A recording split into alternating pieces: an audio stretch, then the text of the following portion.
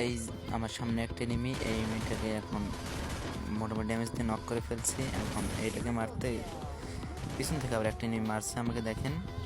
আমি প্যাক করে নিলাম, প্যাক করে হিল করতেছি। আর এনিমি দেখেন গ্যানেট দিচ্ছে। এখন আমি তাড়াতাড়ি গ্লুডা ফাটায় এখান থেকে বের হয়ে আর ঘরের ভিতর যে ওই দিক চলে যাই। তারপর দেখেন এনিমি আসে, একটা এনিমি আসে, তারপর ওরে মাইরে দিলাম। একটা এনিমি যে আসতেছে মনে হয়, আসলে ওকে মারে দিলাম। তারপর আর একটা এনিমি আসতেছে ওই যে এদিক দিয়ে আসতেছে, ওরেও মারে দিলাম, নক করে দিছি। আর একটা এনিমি আছে নক।